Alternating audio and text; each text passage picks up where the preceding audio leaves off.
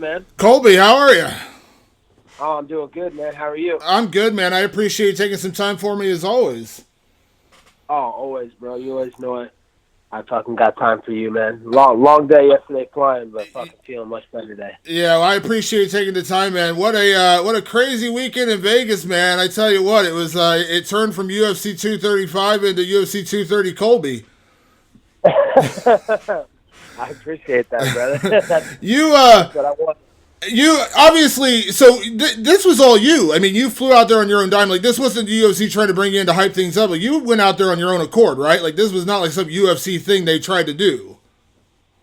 No, yeah, this was all me, man. They don't give a fuck about me. They weren't gonna fly me out like they do some of these other fighters and have me be guest fighters and shit. This is me taking the bull by the horns. Paying for my own flight, paying for my own hotel, everything out of pocket, and just showing up everywhere and just fucking giving the fans what they want. Fucking an entertaining show because no one else on the card was gonna do it.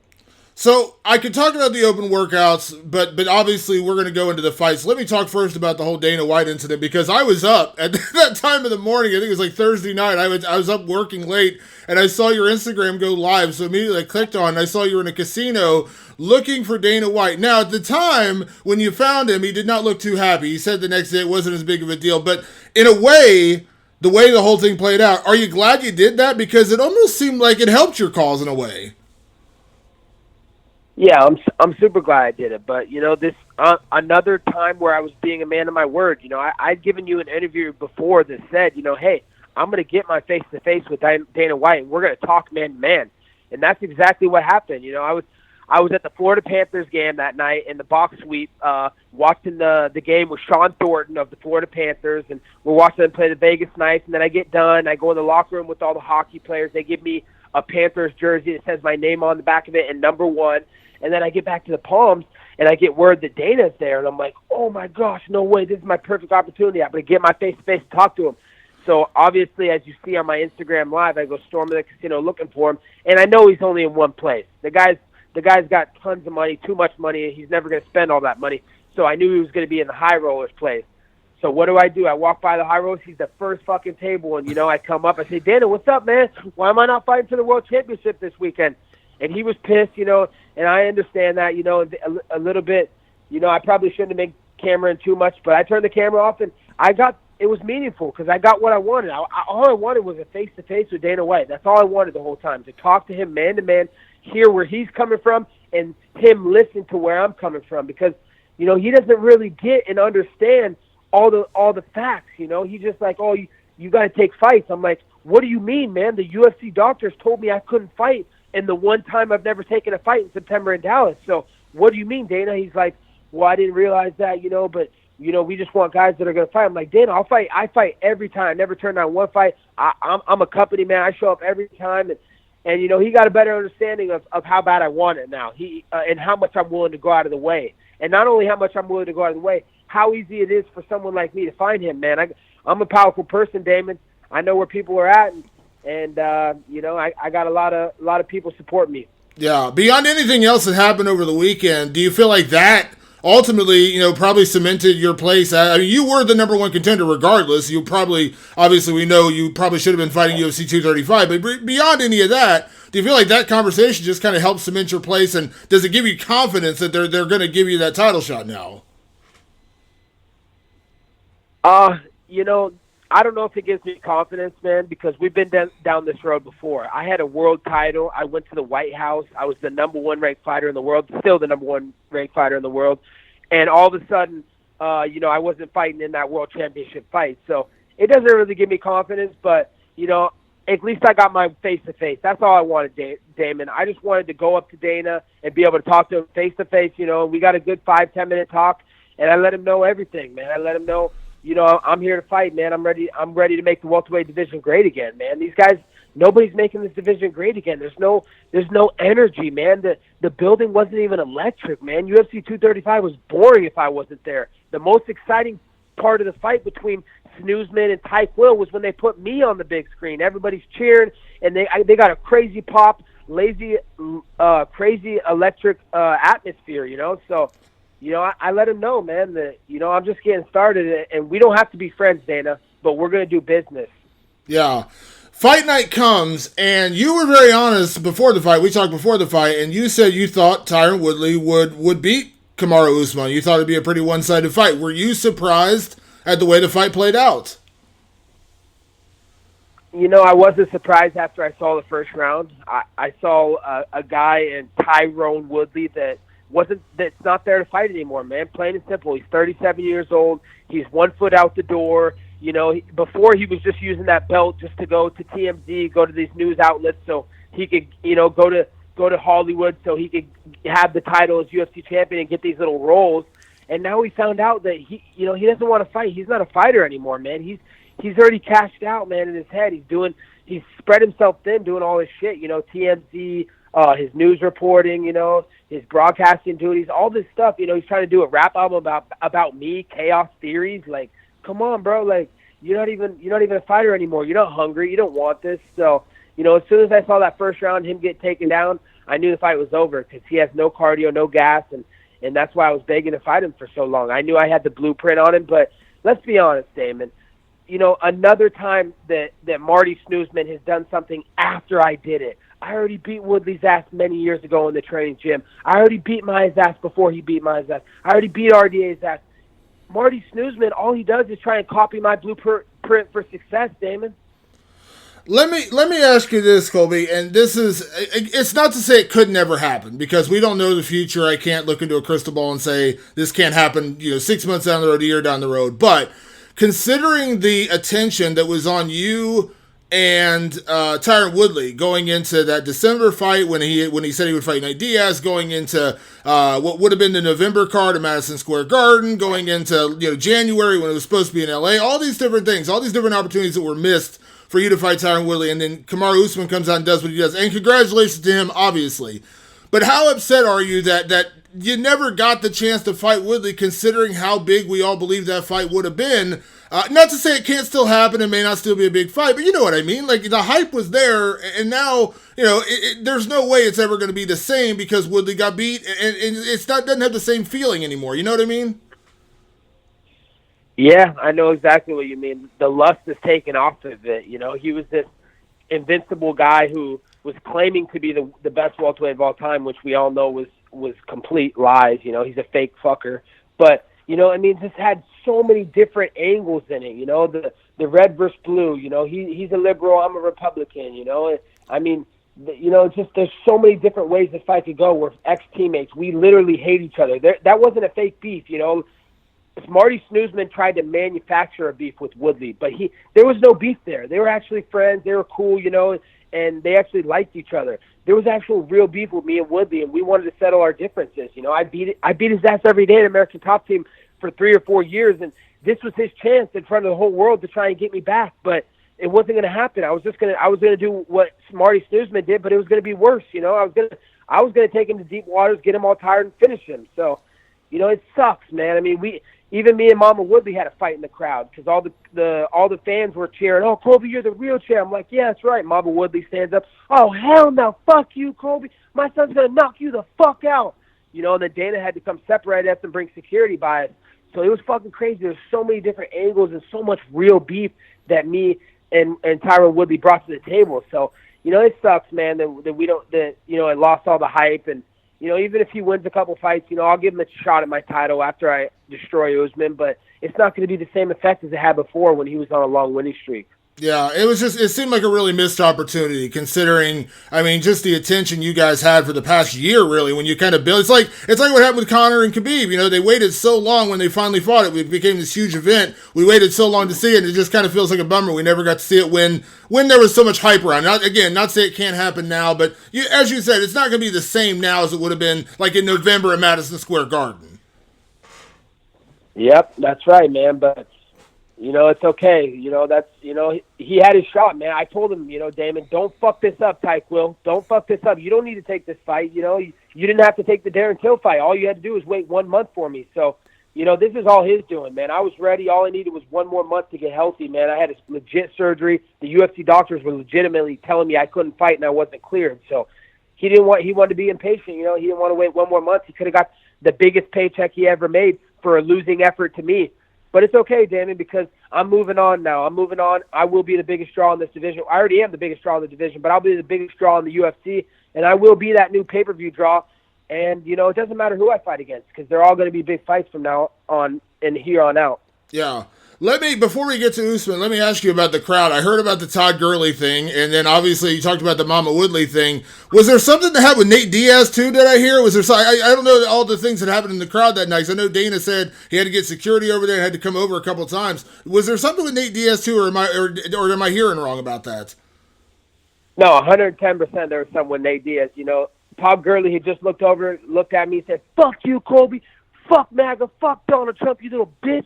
What? And then all his little boys, he had like 5 or 6 little hood rats with him, and they're all talking shit too. Fucking, "Oh, fuck you, Colby, you want to go outside? Let's go outside right now." My security's fucking getting up like, "What, bitch? You want to do this, motherfucker?" Like, I had some crazy-ass Samoan fucking securities with me. You don't fuck with those guys. Those guys are straight hitters, Damon. Like, those guys, like, they're willing to take bullets and give bullets to protect me. That's how crazy they are. So my security team's top of the line. And then Nate Diaz strolls by right when Dana comes over. He's like, "Yo, chill out, Colby, man. Just be good, man. Just chill, man. Just watch the fights, enjoy the fights." He comes over, Dana leaves. Nate Diaz comes right by. "Fuck you, Colby." Flips me off right in front of my face. I stand up. I'm like, "What, bitch? Why you flipping me off, dude? You fucking suck. You got your ass fucking lit up by RDA. You saw what I did to RDA." He looks back and says, "Fuck you, bitch." Trying to fucking start some beef with me. I'm like, "Dude, what are you doing, Nate Diaz? You're the easiest fight in the UFC for anybody. You barely have a winning record. What are you, 10-10 as a fighter? You're a fucking joke, dude. Why are you talking to the welterweight king like that?" It was a crazy evening, and you even had a time to share a word with Ben Askren backstage, I heard. But let's get on to the main story right now, which is you and Usman. We know that's the fight that's next. We know it's coming. And before we even get a chance to get to a press conference or anything else, you get in a buffet line of all things in the Palms Casino. There's a buffet line, and from my understanding, you literally were waiting in line for food, and that's when this whole thing kind of blew up, right? Like there was no you guys ran into it. Like you were literally in line waiting for food, and that's when this happened.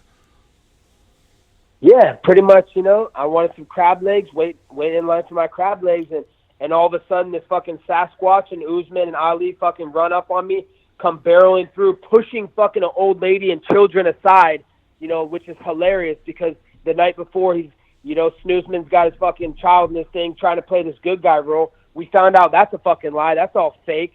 At least I'm actually a fucking bad guy, and I admit it. I'm a piece of shit, you know. I don't give a fuck about anybody. I admit it, but I don't claim to be some fucking good guy and some nice guy that cares about children and wants to do better for the world. The guy comes barreling through, pushing older ladies, a pregnant lady. He pushed a pregnant lady to the side. Like, I wish they got it all on tape. That's why I wanted the Palms tape. But, you know, I wasn't going to press charges because if I press charges, you know, then Snoozman gets deported back to Nigeria and I don't get a chance to whoop his ass in that octagon. So, and Ali, too, you know, I wanted him, you know, he could get deported back to whatever country he snitched on, so they give him the death sentence or something because he deserves it after trying to, you know, tell me he's going to kill me and shoot me in the middle of the fucking Palms Casino right outside the buffet line. So what a complete joke, man. Just putting innocent people, you know, innocent children, women, pregnant women in the line of danger, man. There's no need for that. You know, I'm yelling at Usman, "What the fuck are you doing, you dumb fuck? I'm going to beat your ass in the octagon. Why, save this shit, man. Why are you trying to fight me in the middle of a fucking Palms line?